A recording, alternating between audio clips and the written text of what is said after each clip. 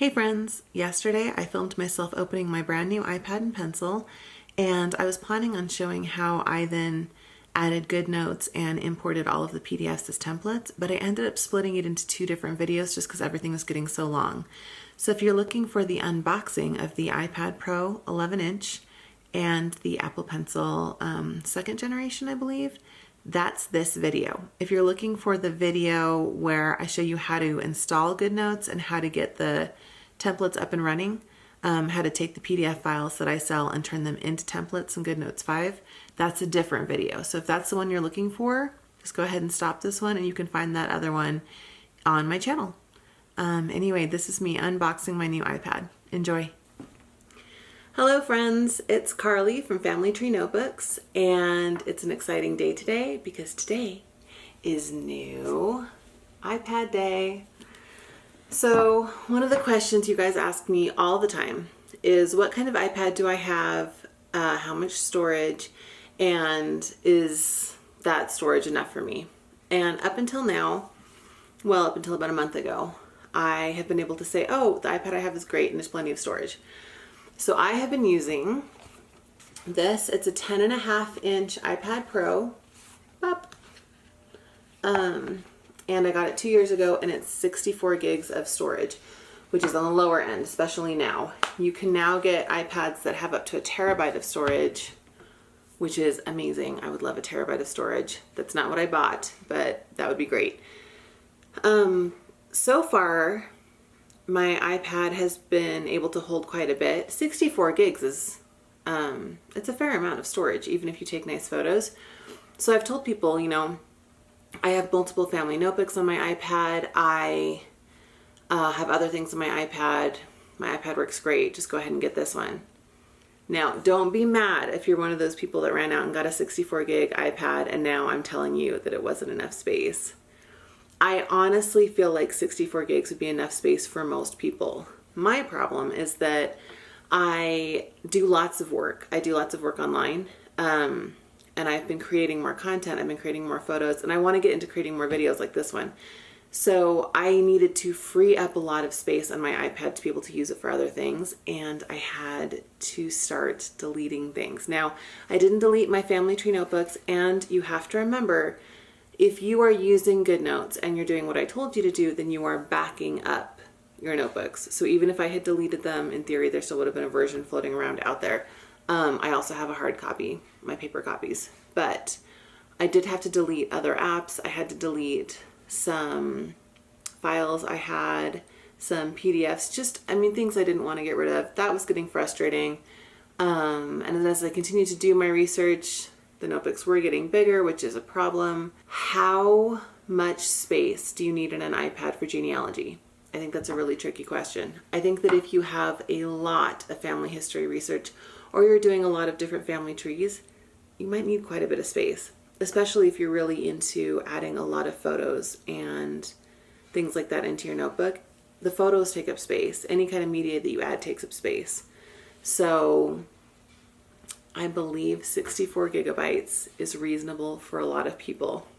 That being said, this week I went out and I got a new iPad. So again, don't be mad at me if you are thinking, I just bought a 64 gigabyte iPad. Are you kidding? I really feel like that will probably be enough for you. However, this is my brand new 11-inch iPad Pro with 512 gigabytes of storage. I am so excited about this. I'm so excited about this. So excited about this. I mean, this is almost 64 gigabytes to 512. What's the math on that? It's a lot. I mean, say it's not 10 times, but it's up there. I'm really excited about how much I'm going to be able to do with this. I'm excited about editing more videos like this one, not being slowed down by the fact that my technology won't keep up with me. And I am excited about the fact that I can easily hold all of my genealogy research in this iPad and not ever feel like I don't want to save a document or a photo because I don't want to crowd the notebook. So that's really exciting. And I also got a new pencil to go along with it. I'm a little bit bummed because I love this iPad case. Who's this iPad case by? STM Goods. I love this iPad case. And when I got this, I was thinking that's the same size as mine. I'll just use the same case because this case has this little magnetic cover and then it has this great spot for my pencil.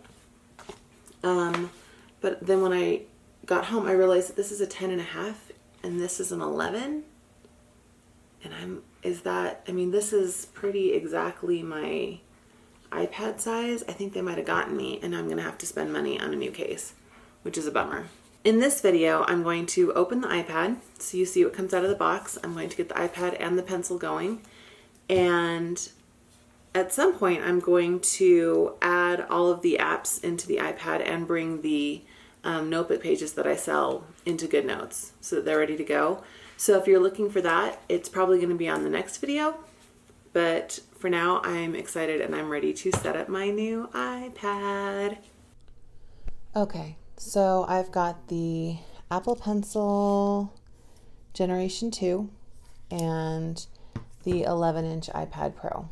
Now, I know these are a bit of an investment. Let's see, so this I think is like $120, and then this I believe is about $1,100. So again, huge investment, but I plan on using this every day for hours a day for the next couple of years. So it's worth it for me. I use it for lots of stuff, not just my genealogy. Personally, I feel like this is one of the best investments you can make for your genealogy if it means that you can get your research under control, if it helps you with your research, if it means that you can travel with all of your files, all of your photos. I just feel like the convenience, the ease of use is huge. So obviously that's a decision you have to make for yourself. If I'm going to put my money into something, often I will get the best tech that I can get if it's going to make my life easier. I don't like things that are just bells and whistles for bells and whistles, but the iPad has proven itself to me over the last, 5 years or so that I've been kind of iPad dependent.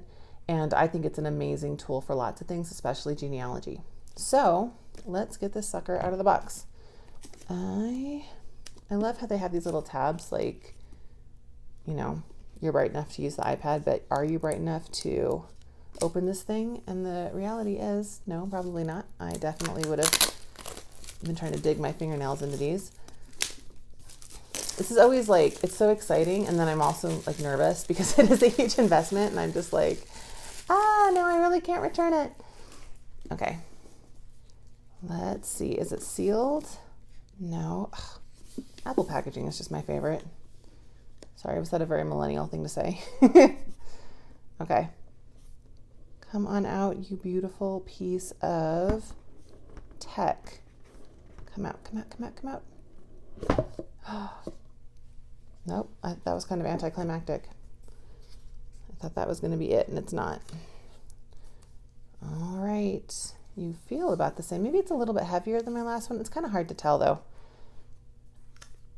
Okay, so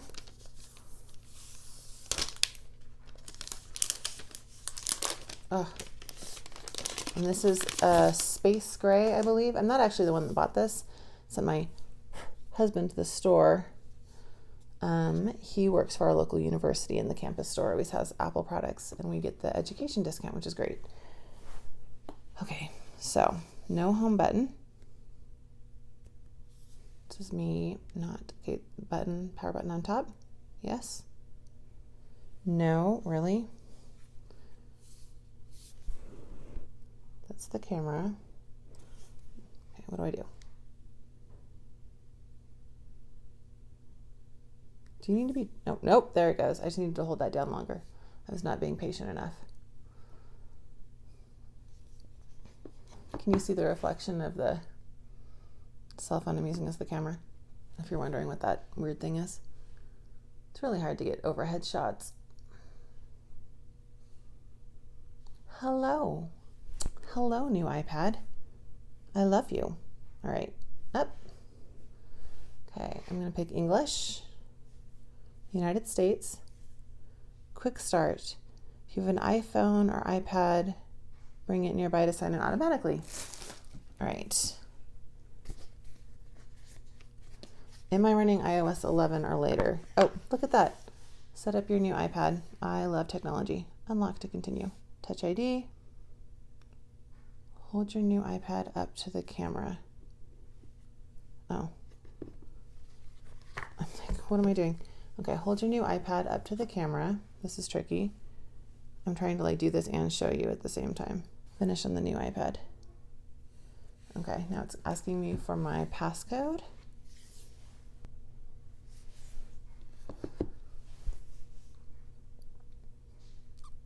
Setting up your iPad. This one says that it's still transferring information, so it'll be interesting. Data and privacy. Continue. Yes, go ahead and adapt to ambient lighting. And immediately we're going to have a software update, which is fine-ish. I'm highly suspicious of Apple software updates. I feel like everything is fine and then they break all of my stuff with their updates. Okay, well this software update is going to take a while, I can tell. So I'm going to move this over here for a second. And let's unbox the Apple Pencil because I'm not sure if I'm going to need to charge this or not. So they have another easy open tab. This stresses me out, but not quite as much as the $1,100 iPad. I've never had to return an Apple product though, I'm happy to say. I've always been really happy with what I've gotten. Okay, so the little tab on the end, open this up. Looks like it's a different shape than or no, maybe it's not. I'll have to compare them. I honestly use my Apple Pencil all the time, all day. Okay.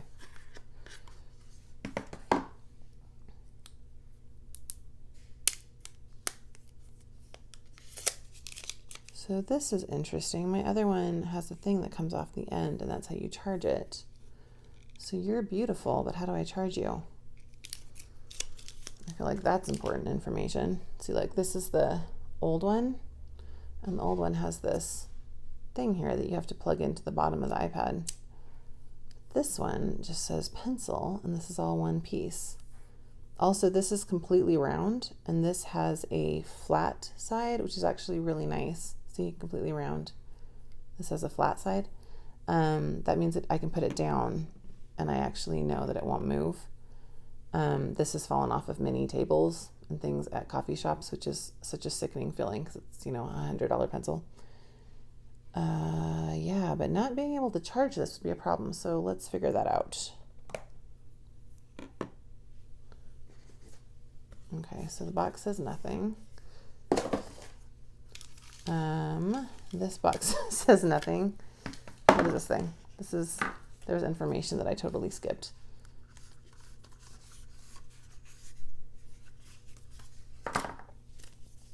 Pencil. Look at you. Magnetically attached to iPad Pro to pair, charge, and store.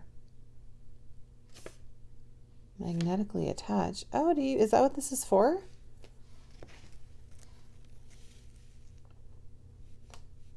Okay, well that didn't work. What are you talking about, magnetically attached to? Nothing magnetic is happening here. Double tap to change modes. Okay, what? Okay, so if I looked at this picture, this looks like I should just be able to stick this to the bottom of my new iPad, right?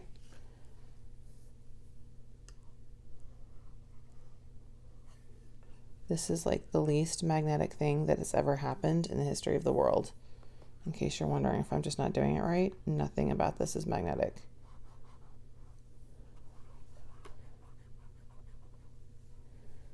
That's very confusing.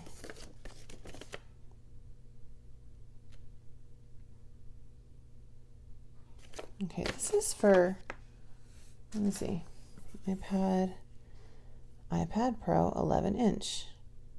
Oh wait, in this picture it's on the side. Hold on. Oh. Well, okay. In my defense, wouldn't you, I guess that's the power button. And these are the side buttons. All right, I thought that this was the bottom.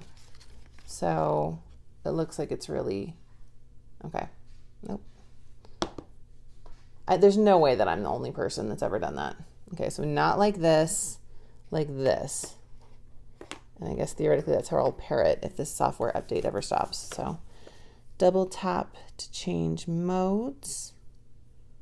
Replace the tip. I've actually never replaced the tip on my Apple Pencils. You can buy new tips. My husband has had to do that. He lets our kids use his iPad Pro and the pencils because he is a loving, wonderful father. And I tell my kids to leave my stuff alone and get away from my desk because I am that kind of mom. I feel like I'm not really expected to read all of this other pencil information. Put that over there. Okay, I have 7 seconds remaining on my software update. Come on, little iPad, let's make it happen. Okay, well, the update's finished. It took 4,000 years. Face ID. Fine, no, I'm coming. Oh, so impatient. The update's not even finished because it went below 50% battery. That's really annoying. Okay, I'll be back. Okay, restore completed. Apps and data are still downloading in the background. All right, that's fine. Not totally sure what it was doing, but that's fine. Screen time. All right. Go home. Swipe up from the bottom edge at any time to go home. Sweet. Swipe up to get started. Look at that. Look, it looks just like my old one. It totally twinned out. That's too funny. And so this must be all of the things that are still uploading, all of these grayed out. So I don't exactly know what is it working on right now.